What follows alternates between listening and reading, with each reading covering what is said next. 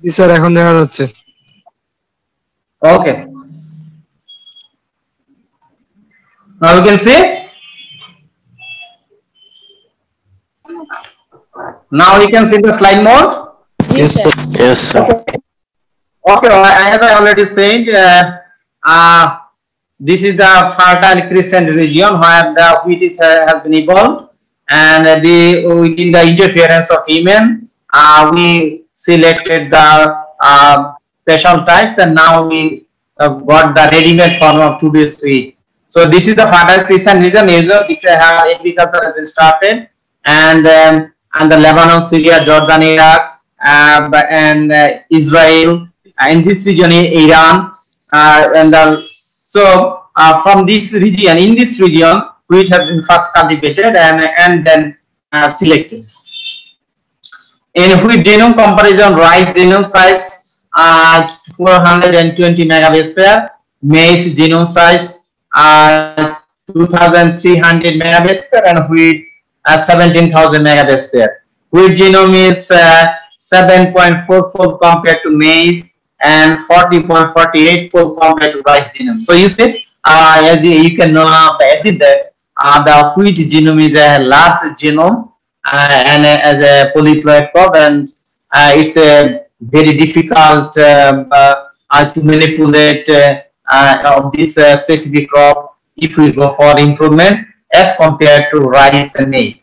As you know, rice genome size is 420 megabase, so it is very easily we can go for sequencing, or we can go for deliberate manipulation of gene as compared to wheat. So this is the general comparison of wheat genome as compared to with other crops. So wheat genome donor, this is our main focus of today's lecture. From where wheat has been originated, and what is the different genomes come from wheat different species. A genome of wheat is contributed by Incan wheat, Triticum monococcum or Triticum muraratu, and this genome symbol is AA. B genome is contributed by Azidosphytoids. This is BB, and D genome is coming from Triticum tosa, DD. And although this has been described in different literature or by different specific scientific groups, but there is still a controversy about the origin of the cultivated wheats, and even the donor of the A genome. Some authors said the A genome donor is already extinct. However, within the literature, we will find these three types of genome. Imar wheat is a Triticum doram, AABB, Triticum dicoccus AABB, or Triticum dicoccum AABB, Triticum spelta, hexaploid, and spelt wheat and bread wheat is Triticum estiva. So this is the as a whole the total genome of today's wheat, where we use the hexaploid wheat. So these three different types of genome, AA, BB, and DD, already comes from these three different diploid species, and then this diploid from tetraploid and tetraploid, and even from this tetraploid, and we found the hexaploid wheat. So we can see the evolutionary pathway, how this wheat has been evolved. So as you see, this is the evolutionary pathway of red wheat, and you can see the different achievements of this each and every step of the selection or natural hybridization, and you see finally this is our hexaploid wheat. So you see, you start from here and ultimately we got from here. So you see the achievement, or you see the progress of our selection progress. So this is the breeding, and ancient people doing this, knowing any principles of genetics and plant breeding, but they did this by deliberate selection according to their own phenotypic traits, and we get the ultimate. So as I already mentioned, the Triticum muraratu genome, you see the red size. This is the Incan wheat. One more.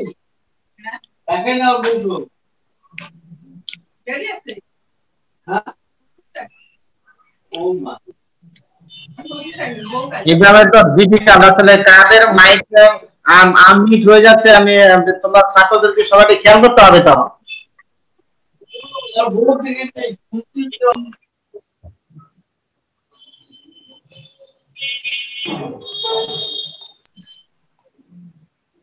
Anyway, so you say this is the ink or wheat, or in this wheat, in only is one spikelet, only one wheat grain, and you see this is very brittle type and a very small and unusual form of wheat.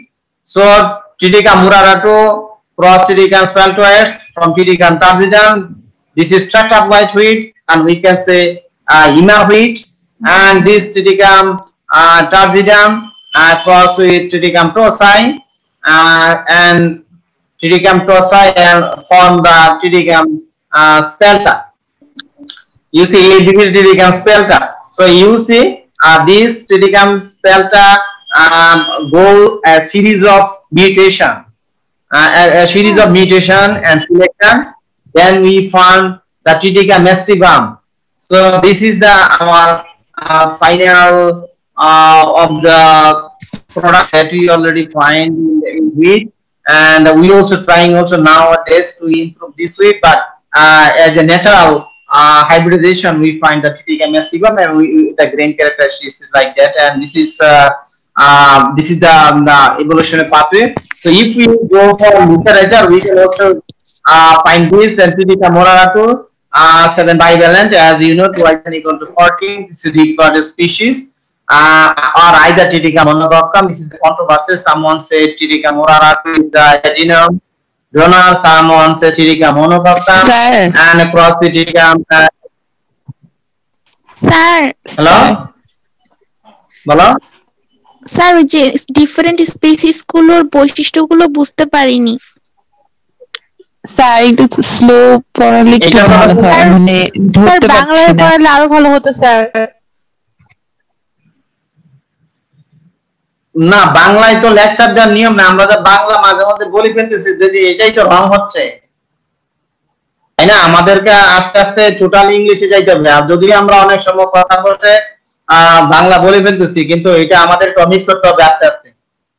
ঠিক আছে, ঠিক আছে। তারপর এখন যে বিষয়গুলি তোমরা বুঝতেছো না, অথবা যেগুলি তোমাদের কাছে তোমাদের কাছে জটিল মনে হচ্ছে, সেই বিষয়গুলিকে আমরা বাংলায় আমি কিছু বিষয় উল্লেখ করবো। স্যার একটু স্লোলি পড়ালেও ভালো হয়। Okay, okay. So this is the evolutionary path diagram. Simply within this diagram, we can simply understand how wheat has been evolved from the different wild species, and how men select from this trait according to their own phenotype. As I said, Triticum murarato, you say this is the A genome donor, and naturally cross with Azelaic spaltoides, and it is from the tetraploid hood, Triticum tarsidum. Someone said Triticum species. If you go for in the internet or any of the wheat cytogenetics or wheat evolution, we found plenty of different species. I also show 2 to 3 later. So this Triticum tarsidum, this is a tetraploid wheat. This tetraploid wheat again cross with D genome donor Triticum prussi. You see that Triticum prussi inflorescence traits, very naked and not well organized, and this Triticum prussi and Triticum tarsidum form a Triticum spelta, and this Triticum spelta already have 3 different genome and already 6x equal chromosome number 42. So this is the wild wheat, and it's very difficult to separate the grain from the lemma and pedia because they are dehulled type. So it's people don't like this trait, because we usually select those plant or phenotype that seed can be easily separated from the from the lemma and pelia, or from the rachis, or from the penicles, spikes. So ultimately this Triticum aestivum, a series of mutation from Triticum spelta to Triticum aestivum, we have a huge time period behind this, and people go for selection, and ultimately we found that this Triticum aestivum, and also this is the well developed rectus system, spikes, florets, and each spikes contain 3 to 7 florets. And as you know, within the wheat, a floret spikes has 3 to 7 florets, but only bottom 2 florets produce any. Later, rest of the spikelets or have not any form of any seeds. So scientists are now trying by silencing because this gene is guidance to if we can rise the pollen spikes, they are now sleeping. So অর্থাৎ যদি বাংলায় বলি বিষয়টাকে, যে একটা ফ্লোরেটে যেখানে পাঁচ থেকে একটা স্পাইকটা যেহেতু 5 থেকে 7টা ফ্লোরেট থাকে, তার মধ্যে নিচের 2টা ফ্লোরেটে শুধু গ্রেইন হয়, বাকি 3 থেকে 5টার মধ্যে কোনো গ্রেইন হয় না। কেন গ্রেইন হয় না? এর মধ্যে যে জিনগুলি আছে, যে জিনটা responsible for grain formation or flower maturation, they are in silence অবস্থায় আছে। তো সুতরাং তাদেরকে এখন জায়গায় দিতে হবে। জায়গায় দিতে হবে না, জিন সাইলেন্স অবস্থায় আছে, তাদেরকে জায়গায় দিতে হবে।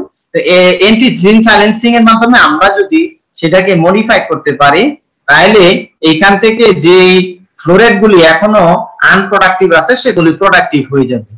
তো সুতরাং সেই ক্ষেত্রে আমাদেরকে আমরা অটোমেটিক্যালি হুইটের ফলন বাড়াইতে পারি যদি খালি বর্তমান যে প্ল্যান্ট ক্যারেক্টারিস্টিক্স আছে তার মধ্যে থেকে এই ফ্লোরেট গুলিকে জাগ্রত করতে পারি। এখন অ্যাডভান্স সায়েন্সে জিন বা সাইলেন্সিং এ এই বিষয়গুলো নিয়ে কাজ হচ্ছে। হয়তো অদূর ভবিষ্যতে আমরা হয়তো কোনো নিউজ পাবো যেখান থেকে যেটা রাইস হুইটের যে ফ্লোরেট গুলি ছিল, একটা স্পাইকলেজে 3 থেকে 7টা ফ্লোরেট থাকে, বাকি ফ্লোরেট গুলিকেও প্রোডাক্টিভ স্টেজে নিয়ে আসা সম্ভব হচ্ছে। অথবা নেক্সট জেনারেশন ব্রিডার যারা হবে, হুইট ব্রিডার যারা হবে, তাদের এই ধরনের মোটিভেশন থাকতে হবে যে ঠিক আছে, তাইলে এতদিন তো আমরা 2টা গ্রেন পেয়েছিলাম বটম 2টা ফ্লোরেট থেকে, বাকি ফ্লোরেট গুলি থেকেও আমাদেরকে গ্রেন নিয়ে আসতে হবে। সুতরাং সেই দিকে আমাদেরকে ব্রিডিং কে নিয়ে যেতে হবে। তো সুতরাং এটা এজ এ হোল একটা পিক্টোরিয়াল বি থেকে আমরা এই হুইট ইভলিউশনের পাথওয়েকে আমরা দেখলাম। এখন আমরা যদি আরো স্পিসিস ওয়াইজ এবং ক্রোমোজোম বেসিসে দেখি, তাহলে বিষয়গুলি হবে এরকম। Triticum এবং Triticum monococcum আমরা বলছি 7 bivalent AA জিনোম, এবং Triticum monococcum আমরা যাই বলি না কেন, আমরা বলছি এগুলি নিয়ে এখনো অনেক বিতর্ক চলছে, অনেক এক অথর এক ভাবে সেগুলির ব্যাখ্যা দিচ্ছে। যেহেতু কিছু কিছু ডিপ্লয়েড স্পিসিস এক্সটিংক্ট হয়ে যাচ্ছে, এবং তোমার সুতরাং এগুলি নিয়ে স্টিল কনফিউজিং। তারপরে যেহেতু কিছু ধরনের হোমোলজি আছে, সেই হোমোলজি থেকে এই বিষয়গুলিকে এখন এস্টাবলিশ করা হয়েছে। তাহলে Triticum monococcum এর সাথে যদি অ্যাজিলাস প্ল্যান্টোজেন ক্রস হয়, সেখানে দেখো কোয়াশন ইকুয়াল টু 14F1 এডিস্টেরাল chromosome doubling by the union of unreduced gametes. এখানে কিন্তু এই যে তোমার ইউজুয়ালি কিন্তু আমরা জানি যখন ক্রস হয় F1 একটা প্যারেন্টের সাথে আরেকটা প্যারেন্টের এক্সেপ্ট ক্রোমোসোম আছে, কিন্তু এইখানে যে বিষয়টা ঘটেছে সেইখানে তোমার কোনো ন্যাচারাল কোনো কারণে সেখান থেকে twice n equal to তোমার 7n equal to 7 আসার কথা, কিন্তু এখানে আমরা বলছি chromosome doubling by the union of unreduced gametes. Unreduced gametes means আমরা জানি যখন মায়োসিস ঘটে থাকে তখন যে প্যারেন্টের যে ক্রোমোজোম থাকে সোমাটিক সেলে রিপ্রোডাক্টিভ সেলে সাধারণত ক্রোমোজোম সংখ্যা অর্ধেক হয়ে যায়, কিন্তু এইখানে দেখো twice N equal to 4 x 28, অর্থাৎ এইখানে 14 এখানে 14 চলে আসছে। ইউজুয়ালি কিন্তু এটা টুয়াইস এন ইকুয়াল টু 14 এবং as you lost time twice N equal to 14 হওয়ার কথা থাকলে টুয়াইস এন ইকুয়াল টু 14 হওয়ার কথা, কিন্তু আমরা দেখতেছি twice N equal to 4x equal to 28, অর্থাৎ এখানে 14 এখানে 28 হয়ে গেছে। তার মানে কি কিভাবে সেটা সম্ভব হয়েছে, অর্থাৎ এটা তখনই সম্ভব যদি ক্রোমোসোমের তোমার আনরিডিউসড গ্যামেটস এর মধ্যে যদি তোমার এখানে ক্রসিংটা হয়। তো সুতরাং এই ধরনের ঘটনাই ঘটেছে এবং সেই ক্ষেত্রে আমরা এই দুইটা ডিপ্লয়েড স্পিসিস থেকে আমরা পরবর্তীতে টেট্রাপ্লয়েড পেয়েছি। আমরা অলরেডি বলেছিলাম টেট্রাপ্লয়েড অনেক স্পিসিস अवेलेबल, টিটিকাম ডাইককর্ডিস, টিটিকাম ডাইককাম, টিটিকাম ডুরাম, টিটিকাম এরাডিকাম, আরো অনেক স্পিসিস আছে, সেগুলি তোমরা লিটারেচারে অনেক বেশি এক্সপোজার পাবে অথবা জানতে পারবে, কিন্তু এতটুকু জানলেই চলবে যে টিটিকাম ডাইককাম, টিটিকাম ডুরাম এগুলি হলো টেট্রাপ্লয়েড হুইট, এবং এই ডিপ্লয়েড হুইটের চাইতে টেট্রাপ্লয়েড হুইটের ট্রেডগুলি আরেকটু ভালো ছিল। কিন্তু পরবর্তীতে যখন তোমার এই টিটিকাম টেট্রাপ্লয়েড হুইটের সাথে যখন আরেকটা ডিপ্লয়েড স্পিসিস টিটিকাম টসাই, আমরা অলরেডি বলেছিলাম যে টিটিকাম টসাই হলো ডি জিনোম ডোনার, এবং এই টিটিকাম বা ডাইককর্ডিস টিটিকাম, ডাইককাম টিটিকাম, ডুরাম টিটিকাম, টার্জিডাম আমরা যাই বলি না কেন, এই এ বি জিনোম অর্থাৎ এই যে তোমার টেট্রাপ্লয়েড স্পিসিস ছিল, সেই টেট্রাপ্লয়েড স্পিসিসের সাথে এই টিটিকাম টসাইয়ের ডিপ্লয়েড স্পিসিসের ক্রস হয়ে সেখান থেকে তৈরি হলো টিটিকাম স্পেলটা। এখানে কিন্তু একই ধরনের ঘটনা ঘটেছে। তো chromosome doubling by the union of unreduced gametes, অর্থাৎ এখানে ছিল তোমার 14টা আর এখানে ছিল 28টা। তো সুতরাং সেই ক্ষেত্রে twice N equal to 6x equal to 42। তাহলে দেখো এইখানে টিটিকাম এই ডুরামের থেকে টিটিকাম টসাই এখানে থেকে আরেকটা স্পিসিস গুলো সেটা হলো টিটিকাম স্পেলটা, সরি টিটিকাম স্পেলটা, এটাকে বলতেছে স্পেল হুইট। এই স্পেল হুইটের ট্রেডগুলি আমরা বলছিলাম যে এগুলি সহজে ফ্রি থ্রেশিং না। আমরা কৃষক যেরকম যেটা চায় যে না ঠিক আছে আমি আমার ক্রপ হারভেস্ট করে নিয়ে আসলাম, এখন থ্রেশিং করে নিয়ে আসলাম, এটা থ্রেশিং করে সহজে থ্রেশিং করতে পারবো যাতে সিডগুলি আমার সহজে আলাদা হয়ে যাবে। কিন্তু এই টিটিকাম স্পেলটাতে তোমার লেমা এবং পিলিয়া এত শক্তভাবে সিডকে কাভার করে রাখে যেগুলি থেকে গ্রেইনকে আলাদা করা অনেক বেশি ডিফিকাল্ট। তো সেখান থেকে series of mutation, natural mutation, আমরা বলছি যে এই ন্যাচারাল মিউটেশনের কারণে কিন্তু আমরা এই যে বর্তমানে যে আমরা হুইট, আমরা যেটা স্প্রিং হুইট বলি অথবা উইন্টার হুইট বলি, যেখানে আমরা রুটি তৈরি করছি অথবা যেন বেকারি প্রোডাক্ট তৈরি করছি, এই যে হুইট, এটা কিন্তু মানুষ তৈরি করে না, এটা মানুষ তৈরি করে না, এটা কিন্তু নেচারে এই ধরনের মিউটেশন ঘটেছে এবং এটা বলতে পারি যে গড গিফটেড। গড গিফটেড কিভাবে ওয়াইল্ড প্রোজেনিটর থেকে আমাদেরকে এই আরো বেটার ফর্মে স্পিসিস গুলি চলে আসে। সুতরাং এইভাবে series of mutation, series of selection, যদিও অ্যানসিয়েন্ট পিপল নোইংলি অর আননোইংলি, অর্থাৎ জেনে হোক অথবা না জেনে হোক, তারা কোনো না কোনো ভাবে সিলেকশন করেছে, সেই সিলেকশন গুলোকে পজিটিভ ডিরেকশনে গেছে এবং পজিটিভ ডিরেকশনে চলে যাওয়ার কারণে তখন আগের যে অ্যানসিয়েন্ট যে ক্রপ গুলি ছিল তার সাথে বর্তমান ট্রেটের অনেক বেশি ইমপ্রুভমেন্ট আমরা পেয়েছি।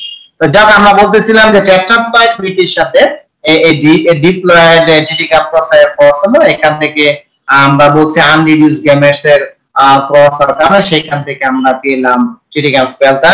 সেই টিটিকাম স্পেলটা আমরা বলছি তার ট্রেড এখানে সেটা ফ্রি থ্রেশিং ছিল না, সহজে সিডগুলিকে আলাদা করা যেত না, এবং এখানে অনেক ট্রেড হয়তো ভালো ছিল না, কিন্তু পরবর্তীতে সিরিজ অফ মিউটেশনের পরে যখন টিটিকাম এস্টিগ্রাম এখান থেকে আমরা পেলাম এবং সিলেকশন করা, এখান থেকে এই সিরিজ অফ মিউটেশনের পর্যায়ক্রমে হিউম্যান ইন্টারফেয়ারেন্সে চলেছে, যারা অ্যানসিয়েন্ট পিপল তারা সিলেকশন করেছে, দেখেছে যে কোন পেনিকেলটা ভালো অথবা কোন ট্রেটটা ভালো অথবা কোন গাছের থেকে বেশি পরিমাণ ফলন পাওয়া যাচ্ছে অথবা কোনটা সিড গ্রেইন গুলি অনেক বেশি বোল্ড।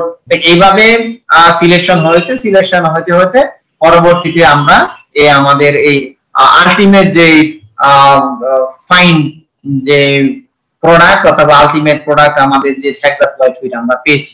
এখান থেকে পরবর্তীতে এখন আমরা এই হেক্সাপ্লয়েড সুইট এখন আমরা ডেলিভারেট ম্যানিপুলেশন করার চেষ্টা করতেছি যে কিভাবে সেখানে আরো মডিফাই করা যায়। যেমন আমাদের দেশে হুইটের কাল্টিভেশন এখন অনেক ধরনের কমপ্লিটলি অ্যারাইজ করতেছে। তোমরা জানো যে তোমার ব্লাস্ট ডিজিজের কারণে হুইট কাল্টিভেশন করা ডিফিকাল্ট হয়ে যাচ্ছে, হুইট ব্লাস্ট, এবং এখন ইদানিং সেটা রাইস ব্লাস্ট দেখা যাচ্ছে। তো এখন আমাদেরকে সোর্স খুঁজতে হবে যে কিভাবে আমাদের কোনো ন্যাচারাল সোর্স আছে কিনা, রেজিস্ট্যান্ট কোনো সোর্স আছে কিনা। যদি না থাকে তাহলে আমাদেরকে আর্টিফিশিয়াল সেই আমাদেরকে সেইভাবে রেজিস্ট্যান্স গ্রো করতে হবে, অথবা আমাদেরকে অন্য অ্যাডভান্স ব্রিডিং মেথডে আমাদেরকে আগাইতে হবে যাতে আমরা রেজিস্ট্যান্ট ভ্যারাইটি ডেভেলপ করতে পারি। So this is the evolution of hexaploid feed. So and if we can go for the cytology, because এই যে হুইটের ইভলিউশন হলো এটা বিষয়টা প্রুফ করলো কিভাবে, এইগুলি কিন্তু অনেক সাইটোলজিক্যাল যে একটা মডিফিকেশন হতে পারে, সেই ধরনের মডিফিকেশন আমরা যেটাকে ধারণা করতেছি যেটাকে জিনোম ডোনার অথবা বিজিনোম ডোনার অথবা ডিজিনোম ডোনার, ওই প্রোগ্রামগুলোর ক্ষেত্রে আপনি তাদের সেরকম ধরনের মডিফিকেশন আছে কিনা সেগুলো একই হয়েছে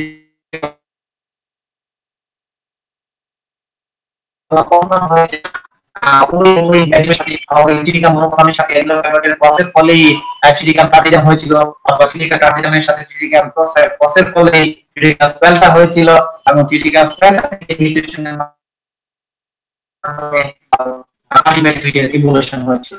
সুতরাং চিলিকা মনোকামের আমরা বলছি যতই নতুন সরকার কোন একটা পার্টিকুলার স্পিসিস যতই কম থাকবে তখন সেটা ইউজুয়ালি সাইজে বড় থাকবে, বা যদি বেশি হতে থাকে তবে কিন্তু সাইজ ছোট হতে থাকে।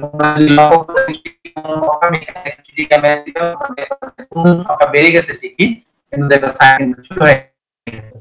সুতরাং এইভাবে কিন্তু ইভলিউশনারি পাথের মাধ্যমে অথবা সাইটোলজিক্যাল এভিডেন্স এই যে আমরা এই যে হুইটের ইভলিউশন হলো আমরা যে বললাম জিনোম বিজিনোম আর ডিজিনোম, এই যে জিনোম ডিফারেন্ট জিনোমগুলো অ্যাসেম্বল হয়েছিল এগুলোর পিছনে অনেক সাইটোলজিক্যাল এভিডেন্স, জেনেটিক্যাল এভিডেন্স, আরো অনেক ফাইটোজেনেটিক এভিডেন্স আছে। তো সুতরাং এই এভিডেন্স অর্থাৎ সায়েন্টিস্টরা রিসার্চ করে গবেষণা করে এই বিষয়গুলি কনফার্ম হওয়ার পরে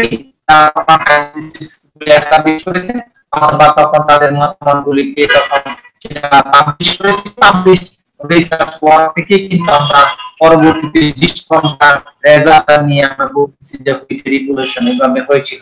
তো সুতরাং this is the cytological evidence of hexaploid evolution. এবার আমরা দেখব যে কিভাবে অনেক সময় তোমাদের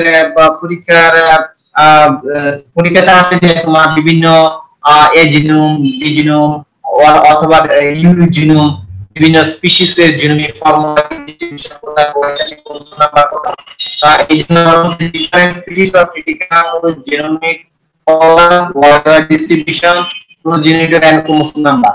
তো অনেক সময় দেখা গেছে যে দুইটা করে নাম আসে, তো আমি এই জন্যই একটা লিস্ট থেকে দুইটা এখানে নিয়ে এসেছি আমাদেরকে একটা আইডিয়া দেওয়ার জন্য। এগুলি সম্বন্ধে ডিটেইলস ইনফরমেশন যে কোনো হুইটের যে কোনো ইভলিউশন অফ হুইট লেখা তোমরা যদি সার্চ দাও তাহলে যে কোনো একটা রিসেন্ট কোনো জার্নালে পেপার পাবলিশ হলে এখানে আরো ডিটেইলস অনেক ইনফরমেশন তোমরা পাবে এবং আরো বেশি তোমাদের আমরা ক্যান্ডিডেট করতে পারবে। শুধু আমরা এখানে যেটা আমি নিয়ে আসছি সেটা বলতে চাই। স্পিসিস হলো ডিপ্লয়েড স্পেসিফিক টিটিকা মনোককাম টিটিকাম্পাস, অলরেডি আমরা বলেছি এই জিনোম অথবা DD genome distributed Southeast Asia, Balkans, Southeast Asia, and Central Asia. Twice and chromosome number twice and equal to 14. Polyploid sharing A genome আমরা বলছি যে টিটিকাম প্রার্জিডাম টিটিকাম এসটিগ্রাম এখানে এই দুইটার মধ্যে কিন্তু পলিপ্লয়েড শেয়ারিং এ জিনোম আছে। তো সুতরাং এটা টেট্রাপ্লয়েড, এটা হেক্সাপ্লয়েড। টেট্রাপ্লয়েড আমরা বলছি টিটিকাম ট্রাপজিটাম, টিটিকাম ডাইকপ্লয়েড। সুতরাং এটা সাউথ এশিয়া এবং এই টিটিকাম এস্টিভা এটা ওয়ার্ল্ড ওয়াইড সারা পৃথিবীতে কিন্তু এই টিটিকাম এস্টিভা পাওয়া যাচ্ছে। যদিও ইকোটাইপ ডিফারেন্ট। ইকোটাইপ ডিফারেন্ট বলতে কি মিন করছি যাচ্ছে আমরা, ইকোটাইপটা হলো মনে করো রাশিয়ায় যে হুইট হয়, রাশিয়ার যে টিটিকাম এস্টিভা আমাদের টিটিকাম এস্টিভা কিন্তু ডিফারেন্স ইন ইকোটাইপ। ওইটাও হেক্সাপ্লয়েড হুইট, আমাদেরটাও হেক্সাপ্লয়েড হুইট। আমরা বলেছি আমাদের দেশে যে হুইটটা হচ্ছে আমরা উইন্টারে, আমরা অনেকে হয়তো জানি না, আমরা মনে করি উইন্টারে হয় উইন্টার হুইট। আসলে হুইটের যদি ইকোটাইপের কথা চিন্তা করি তাহলে আমরা বলবো এটা হলো যে স্প্রিং হুইট। কারণ স্প্রিং হুইট লো টেম্পারেচার দরকার হয়, আমাদের দেশে অত লো টেম্পারেচার প্রিভেল করে না হুইট কাল্টিভেশন পিরিয়ডে, বিশেষ করে উইন্টার সিজনে। অনেক সময় দেখা গেছে যে মাইনাস টেম্পারেচার দরকার হয়, বিশেষ করে রাশিয়া। তোমরা যারা রাশিয়াকে রুটির জুড়ি বলা হয়, কারণ রাশিয়ার যে ওদের যে মাইনাস টেম্পারেচার, ওইখানে যে অঞ্চলে ওরা কি করে যে সিড সই করে দেয়, তার উপরে বরফ পড়ে। এখন বরফ পড়ার পরবর্তীতে তোমার ওই সিটটা যখন একটা বানালাইজেশন, তোমরা অলরেডি বানালাইজেশন, ফটো পিরিয়ডিজম এই ধরনের ট্রিটমেন্ট তোমরা আগে জেনেছো, শিখেছো। তো বানালাইজেশন লো টেম্পারেচারের একটা শক ওই সিটগুলি পায়। অর্থাৎ দেখা গেছে যে উইন্টারে তোমার একটা নির্দিষ্ট পিরিয়ড সেটা বরফের নিচেই থাকে। যখন আবার টেম্পারেচার একটু রাইজ করে, তখন ওই উপর থেকে যখন বরফ কেটে যায়, তখন নিচ থেকে তখন সেই সিটগুলি জার্মিনেশন হয়। তো সুতরাং আমাদের হুইট আর রাশিয়ান হুইট কিন্তু ওই টিটিকাম এস্টিভাম ঠিকই আছে, কিন্তু ইকোটাইপ ডিফারেন্ট। ওটা উইন্টার হুইট আর আমাদেরটা হলো স্প্রিং হুইট। তো পলিপ্লয়েড শেয়ারিং জিনোম সেটা টিটিকাম সিলিন্ড্রিকাম, টিটিকাম ক্রাসাম, ডিডিসিসি, এমসিআর। এখানে ক্রাসামটাকে আমরা সুপারস্ক্রিপ্ট করে দিয়েছি এইখানে কোন একটা পার্টিকুলার ট্রেডকে ডিস্টিংগুইশ করার জন্য। এটা কোথায়? South east Balkan, central Asia, এবং টিটিকাম ক্রাসাম ও south east Asia, central Asia, twice equal to 42। Polyploid sharing U genome, Triticum columnare and Triticum ovatum. এখানে তোমার ইউ এমসি ইউএমও, এখানে তোমার এই যে কলামনারি থেকে আসছে সি এবং ওভারটামে আসছে ও। এটা South east Asia, central Asia and North Africa. সুতরাং তোমার এভাবেই তোমার বিভিন্ন স্পিসিস বিভিন্ন জিনোম শেয়ারিং করে এবং বিভিন্ন স্পিসিস বিভিন্ন রিজনে এখন আছে। সুতরাং অনেক সময় এখান থেকে একটা প্রশ্ন অনেক সময় করা হয় যে বিভিন্ন বিভিন্ন স্পিসিসের তাদের জিনোমিক ফর্মুলা সহ ক্রোমোজোম নাম্বার সহ উল্লেখ করো, তাহলে সেই ক্ষেত্রে তোমরা এখান থেকে আনসার করতে পারবে। আরো ডিটেইলস শীট আমরা তোমাদের কাছে আমরা বলছি যে কোনো তুমি কুইটি পপুলেশনের যে কোনো অ্যাডভান্স কোনো ক্যাপাবিলিটি সাইট অথবা বই কনসাল্ট করো, সেখান থেকে তোমরা পেয়ে যাবে। সুতরাং এটা this is all about the wheat cytogenetics evolution and distribution. তো আমার বক্তব্য এই পর্যন্তই। তোমাদের কোনো জানার থাকলে এখন তোমরা জিজ্ঞেস করতে পারো, অথবা সাজেস্টেড রিডিং যদি তোমরা দেখতে চাও তাহলে এই বিষয়গুলি তোমরা এখান থেকে দেখতে পারো, অথবা আমরা বলছিল বইটা তোমরা যদি দেখো তাহলে ওইখানে দেখতে পারবে যে আসলে কিভাবে ইভোলিউশন অনেক ডিটেইলস আর ইনফরমেশন আছে, তোমরা সেখান থেকে ইনফরমেশন পেতে পারবে। তো আজকে আমার বক্তব্য এই পর্যন্তই। তোমাদের কোনো কোশ্চেন থাকলে তোমরা জিজ্ঞেস করতে পারো।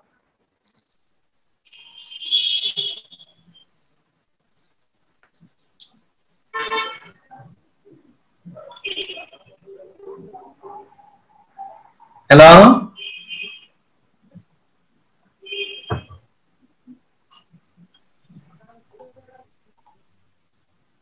হ্যালো মানে স্যার হুইট ব্লাস্টের যে মানে ট্রিটমেন্টের জন্য কি স্টেপ নেওয়া হচ্ছে বা কি কি অ্যাপ্লাই করা হচ্ছে স্যার মেথড গুলা হুইট ব্লাস্ট কে প্রোটেক্ট করার জন্য? আচ্ছা, ওকে।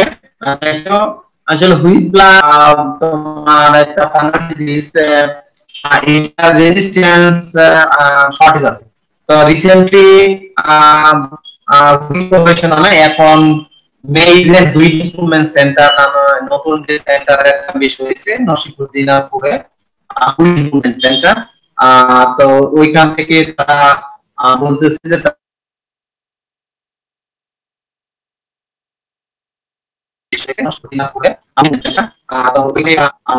যে যদি ধরনের স্পিসিস যে ধরনের ভ্যারাইটি এই ধরনের সংক্রমণ ঘটে থাকে সেগুলো আমরা না করি, কারণ এটা সেটিং হয়ে যাচ্ছে এবং এটা তখন একটা ভ্যারাইটি অন্য ভ্যারাইটি তখন যাচ্ছে।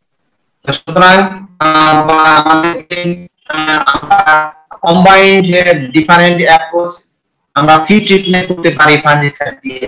তারপরে তোমার কি বলে ফাঞ্জিসাইড স্প্রে করতে পারি স্পেসিফিক ইনফেকশন পিরিয়ডে। তবে রিসার্চ ক্ষেত্রে নতুন যে ডাইমেনশনটা আমরা বলতেছি যে সেটা সারা পৃথিবীতে এটা রিসার্চ বাংলাদেশে হচ্ছে। তো সুতরাং এখানে বিভিন্ন জিন অথবা কিউটিএল বলেছে যে কিছু আইডেন্টিফাই করেছে।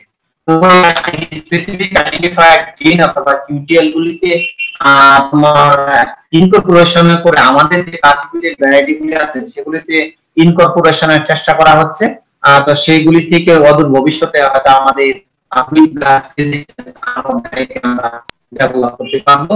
সুতরাং ওই resistant variety is the best option as compared to others because we have to consider the ecological hazard, environmental pollution, human health pollution, human health dangerous issue. সুতরাং আমাদেরকে ওই কথা বলে চিন্তা করলে আমাদেরকে resistant variety is the best way. তো সুতরাং এখন যেহেতু এখন আমরা সেই লেভেলে প্রোগ্রেস করতে পারি নাই, আমরা না কেন সারা পৃথিবীতে এখনো ওইরকম ক্লিয়ার কাট রেজিস্ট্যান্স এখনো পাওয়া যাচ্ছে না। তো সুতরাং অদূর ভবিষ্যতে হয়তো আমরা পাবো। বিষয়টা হলো এখন কোভিড-19 এর মতো যে এখন একটা করছি আমরা টিকা করতেছি আর এক ভেরিয়েন্ট বের হয়ে যাচ্ছে, ওই ভেরিয়েন্টের ক্ষেত্রে আবার টিকা কাজ করবে কিনা সেটা একটা দেখার বিষয়। তো সুতরাং এগুলো রিসার্চ কন্টিনিউয়াস প্রসেস চলতেই থাকবে। বর্তমানে এক ফেজ দেখা যাবে, তো সুতরাং এটার এগেইনস্টে আমরা কাজ করব। ভবিষ্যতে অন্য ধরনের ফেজ দেখা যাবে, সুতরাং তার এগেইনস্টে আমাদের কাজ করতে হবে। তো সুতরাং এখন আমরা কম্বাইন্ডলি বলবো যে রেজিস্ট্যান্ট ভ্যারাইটি বের করতে আমাদেরকে কাল্টিভেট করতে হবে, সিড ট্রিটমেন্ট করতে হবে অথবা স্পেসিফিক ক্রপ গ্রোথ ইনফেস্টেশন হিসেবে আমরা স্পেসিফিক যে কেমিক্যাল ইউজ করতে হয় সেগুলো আমরা ইউজ করব। তাহলে হয়তো আমাদের ইনফেস্টেশনটা আমরা কমাতে পারবো অথবা একটা ম্যাক্সিমাম রিটার্ন আমরা পেতে পারি।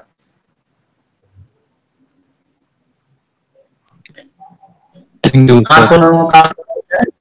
ওকে, থ্যাংক ইউ।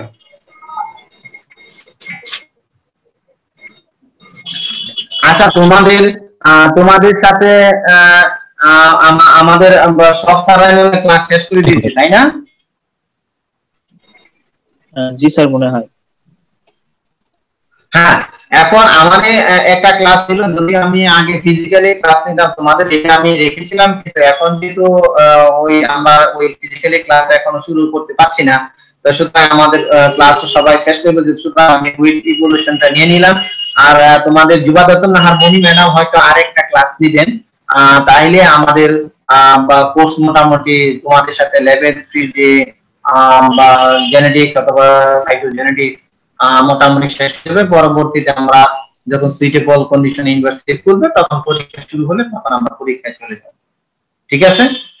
তো ম্যাডাম এখন হয়তো আমি জানি না আগামী এই সপ্তাহে ক্লাসটা নিতে পারবেন কিনা, অথবা যখনই নেন তোমাদেরকে আগে ইনফর্ম করে নিব। হয়তো একটা ক্লাস তা উনি ছুটিতে আছে, আসলেই পরে এই ক্লাসটা নিবে। ঠিক আছে? ক্লাস নোটটা রেকর্ডিংটা কিভাবে করব? হ্যাঁ, ক্লাস নোট আর রিপোর্টিং স্যার কিভাবে পাবো স্যার? ক্লাস নোট মানে আমি যে লেকচার দিলাম সেটা? জি স্যার। সেটা যদি তোমরা বলো আমি যে স্লাইড ইউজ করেছি সেই স্লাইড তোমাদেরকে ইমেইলে দিয়ে দিতে পারবো, নো প্রবলেম। জি স্যার। ঠিক আছে, তোমরা কোনো একজন আমাকে ইমেল দিও, বা ওই ইমেলের সাথে আমি অ্যাড করে দিয়ে দিব, পরে তোমরা তোমাদের সবাইকে ওইখান থেকে তোমরা ট্রান্সফার করে নিও, ঠিক আছে? জি স্যার। আচ্ছা, তাহলে ইমেইল অ্যাড্রেস আমার ইমেল অ্যাড্রেস তো তোমার ওইখানে ইউনিভার্সিটি ইমেল অ্যাড্রেসে গেলেই পাবে। ইউনিভার্সিটি ইমেল অ্যাড্রেসে এখন তো সব, যেহেতু তোমরা অনলাইনে কাজ করছো, এভরিথিং অনলাইনে আছে, সবকিছু অনলাইনে আছে। তোমরা অথবা চ্যাট বক্স আমি এখন দিয়ে দিচ্ছি, তোমরা এখান থেকে দরকার আমাকে ইমেল করবে, আমি তোমাদেরকে দিয়ে দিব, নো প্রবলেম। আমি ইমেল দিয়ে দিচ্ছি anwar@bpu.edu.gp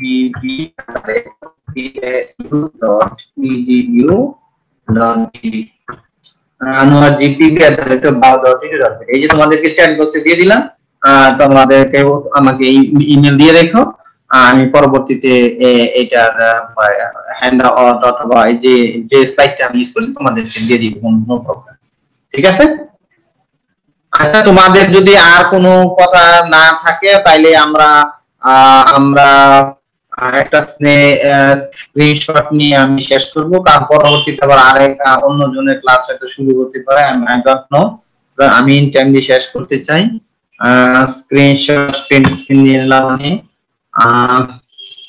আর তোমাদের যে অ্যাটেন্ডেন্স দেওয়ার যে বিষয়টা আছে সেটা আমাদের এখানে সিস্টেম থেকে আমরা দিতে পারবো, কোনো সমস্যা নাই।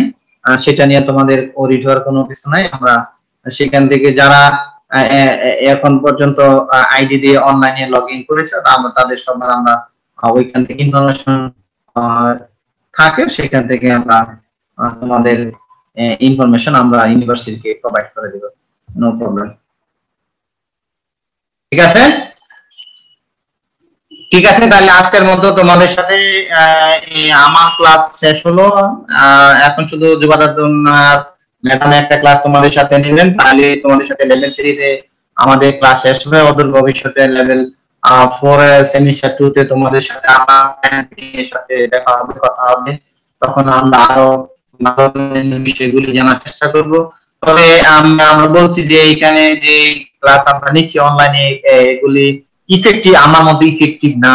এখানে টিচার স্টুডেন্ট ইন্টারঅ্যাকশন কম হচ্ছে, অথবা অন্যান্য বিষয়গুলি যেভাবে জানা দরকার ক্লাস টিচিং এর ক্ষেত্রে এগুলি সেভাবে হচ্ছে না। তবে মনদের ভালো যে আমাদেরকে বসে থাকা যাবে না, সময় তো আর ফিরে আসবে না, সুতরাং আমাদেরকে ফোকাস করতে হবে। এভাবেই জানি না আমাদের সামনের পরিস্থিতি কি হবে, যদি আমরা ধরে নিচ্ছি যে আমাদের বাংলাদেশের পরিস্থিতি অতটা বেশি খারাপ হবে না, কারণ আমরা এজ এ জেনেটিক্যালি আমরা রেজিস্ট্যান্ট টু কোভিড, এবং আমাদের জিনোম সিকোয়েন্সে কোভিডের জিনোম সিকোয়েন্সে জিন আছে অলরেডি, তো সুতরাং এই জন্য আমাদেরকে অত বেশি ক্ষতি করতে পারবে না ওই ব্রিটেন অথবা ইউরোপিয়ানদের ক্ষতি করলেও। তো এটা আসলে গড গিফটেড, এটা যদি বলতে তাহলে আমরা কি করতাম, বর্ণ শ্রেণী। তোমরা সবাই ভালো থেকো, তারপর সেফ সাউন্ড থাকার চেষ্টা করো। আশা রাখি পরবর্তী তোমাদের সাথে ইউনিভার্সিটি খোলার পরে দেখা হবে, কথা হবে। তোমাদের সবার শুভকামনা ছাত্র সবার প্রতি। তোমরা সবাই ভালো থেকো। হ্যাঁ, আল্লাহ।